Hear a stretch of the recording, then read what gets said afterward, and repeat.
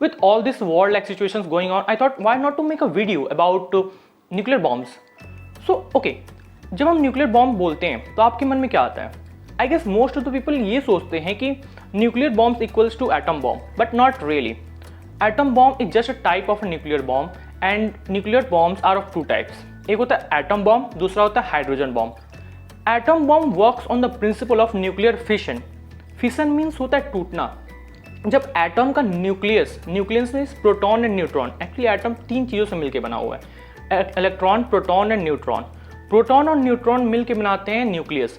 तो ये जब न्यूक्लियस टूटता है, न्यूक्लियस पे जब हम एनर्जी की बॉम्बार्डिंग करते हैं, heavy elements like uranium, plutonium, इनके ऊपर जब हम एनर्जी से बॉम्बार्ड करते हैं, न्यूट्रिनोज से हम इस पर बॉम्बार्डिंग करते हैं, तो न्यूक्लियस टूट जाता है. जब न्यूक्लियस टूटता है तो कुछ मास रिलीज करता है, वो मास एनर्जी में कन्वर्ट हो जाता है. आई गेस आप सब ने आइंस्टाइन का एक फॉर्मूला सुना होगा, E=mc².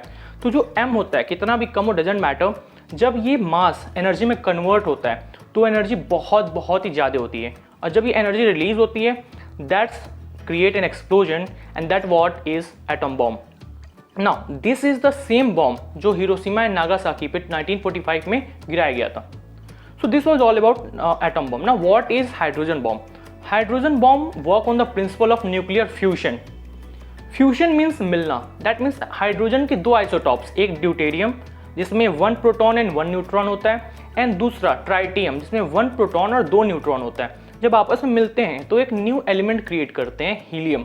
जब ये हीलियम क्रिएट होता है तो कुछ एक्स्ट्रा मास रिलीज होता है, और सेम प्रिंसिपल E=mc² के फॉर्मूला पे वो मास कन्वर्ट होता है एनर्जी में. बट हाइड्रोजन बॉम्ब का जो एनर्जी होता है, जो एनर्जी क्रिएट होता है, वो एटम बॉम्ब के एनर्जी से बहुत ही ज़्यादा होता है. That means hydrogen bomb atom bomb से बहुत ही ज़्यादा एक्सप्लोजिव होता है.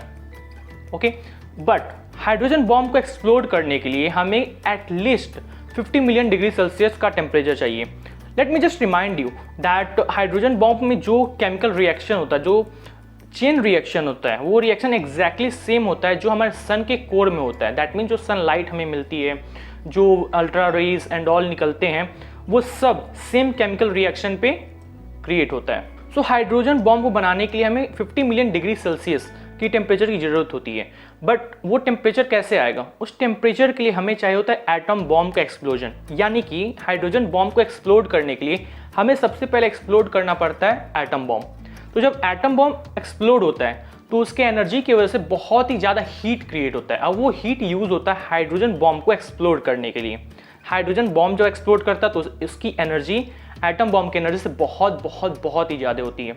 सो हाइड्रोजन बॉम्ब अब तक किसी भी देश के ऊपर एक्सप्लोड नहीं कराया गया, गिराया नहीं गया.